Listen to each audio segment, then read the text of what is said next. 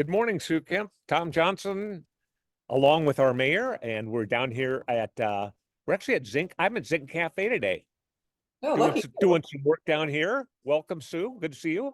Good to see you, Tom. So, yeah, I mean, busy hub, people talking about things going on in town and everything like that. But it's good to catch up with you. Oh, Let's start off with you all got together this week, talked about the facilities master plan during the workshop. right. Bring us up to date on what happened with that. Right. So we had at the council meeting on last Tuesday, we had a discussion on our facilities master plan, which is looking at all the city-owned properties that we have in town and kind of doing a report this time on the conditions of those facilities. And the report indicated like three top priorities. The first was relocation of Fire Station 1, because Fire Station 1 is the fire station that's in the City Hall complex. And that building is really old, and I've been in that building many, many times, and it's in disrepair in a way that you can't really fix it.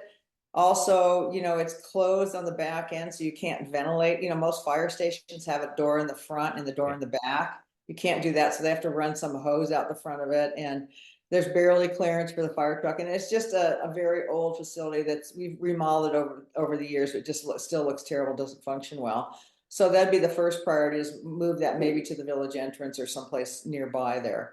So that's number one. Number two is the library. That's not a particular concern of mine because the county in our deal when we took over the library gave us $4.2 million to put into that structure. So we should be able to do some good work with that county money. And then the third is some city hall upgrades. That city hall building is also very old, but it needs plumbing, it needs electrical. I think the HVAC system is old. So those were the top three identified, which all those things are doable. And then the rest of them have kind of on a timeline, of when they start, kind of becoming a problem. And because a lot of the properties we have are they're old or haven't been updated. So we've got a laundry list of things to do and things to budget for, but there'll be a lot more discussion on our facilities going forward. This was just the first blush at council.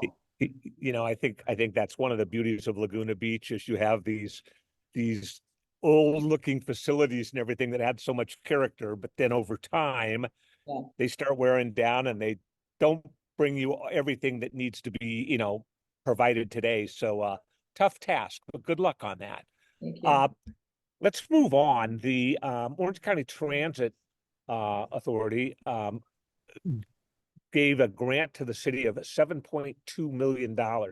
That's a big deal. I mean, that can change a lot in town of the services and things that you can offer. What are you looking at with that money? Yeah, so we got so 5.2 million of that is going to go for our trolley service, and that goes through 2031. And it's for the off-season trolley. So, weekends, special events, holidays where we would like to use the trolley. So we got some good help with that. So that's a big chunk of the money. The other chunk was 2 million, which is to extend the Laguna Local, which is a very popular service. We had 63,000 boardings last year in town, Oh, Laguna Local, which was really good. And I have to say, in a city where, a lot of people have, questions and concerns, I've had no complaints about the Laguna Local. So anyway, we can extend that now out Laguna Canyon Road to El Toro, where some people that live out there haven't had, the benefit of some of these services. So they're going to be able to get those as well now. is there an education process to get people even more engaged with that to use it or whatever, do you think? I think what we have now is, I don't think we need to spend much more time on it because we are getting a lot of boardings and there's a lot of word of mouth. So I think that's kind of the best way to handle it. I mean, we can't move the whole city, but Yeah, right. Okay. it's Got it. very helpful. Particularly for people who live up in the hills. It's really good. It's a really good service for people who live up in the hills because it doesn't make sense to truck the trolleys up and down these big hills all the time. Sure. Yeah. Okay. Well, community development been another big issue in town. Our city manager has met with some people to try to make that whole thing more efficient to get, projects and stuff through that. There was a workshop at the 1st of October, and now the city is soliciting more feedback. What should the people do? What are you looking for? Yeah, so, we're trying to fine tune a lot of things in community development because a lot of residents at some point in their lifetime go through community development to remodel their home or build a new home or other reasons that you have to go to community development.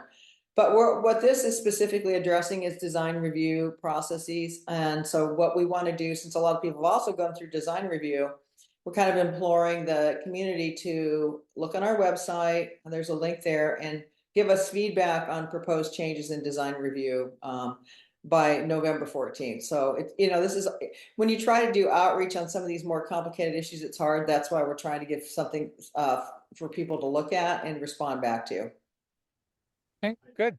Last thing I want to bring up, um, one of the great things I always like is I like private-public partnerships where we have good industries or good businesses in town that jump in and partner with the city. And a good example of that is Rivian.